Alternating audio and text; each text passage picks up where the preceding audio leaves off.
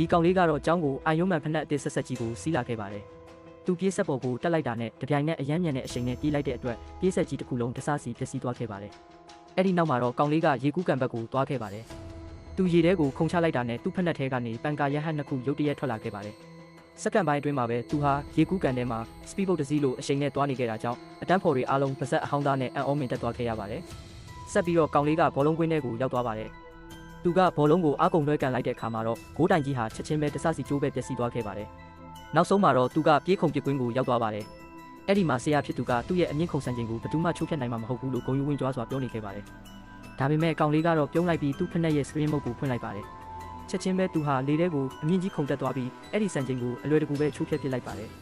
ဆရာဖြစ်သူကသူ့ရဲ့ဖက်နှက်နဲ့ပတ်သက်ပြီးမတင်ကားလို့မေးခွန်းထုတ်တဲ့အခါကောင်လေးကရုတ်တရက်ပဲဆရာကိုတစ်ချက်ထဲနဲ့လဲကျသွားအောင်လုပ်ပစ်လိုက်ပါတယ်အဲ့ဒီအချိန်မှာပဲကျောင်းအကြီးကလုံခြုံရေးအဆောင်တွေအများကြီးခေါ်ပြီးရောက်လာခဲ့ပါတယ်ဒါပေမဲ့သူတို့ကောင်လေးကိုမတားဆီးနိုင်ခင်မှာပဲကောင်လေးကရောက်ကတ်မုတ်ကိုထပ်ဖွင့်ပြီးကောင်းကင်ဘုံကိုပြန်တက်သွားခဲ့ပါတယ်သူဟာတိမ်တွေထက်ကိုပြန်ဝဲသွားရင်းလင်းယုံငှက်တကောင်ကိုတောင်နင်းသွားခဲ့ပါသေးတယ်အဲ့ဒီနောက်လေထဲမှာကျွမ်းပစ်ပြီးအောက်ကိုတက်တက်ပြန်ဆင်းလာခဲ့ပါတယ်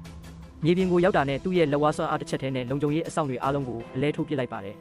ဒါပေမဲ့အဲ့ဒီအချိန်မှာပဲကောင်လေးဟာရုတ်တရက်လန့်နိုးလာခဲ့ပါတယ်တကယ်တော့အခုဖြစ်ပျက်ခဲ့တာတွေအကုန်လုံးကကောင်လေးရဲ့အိမ်မက်တစ်ခုတက်တက်တာဖြစ်နေခဲ့ပါတော့တယ်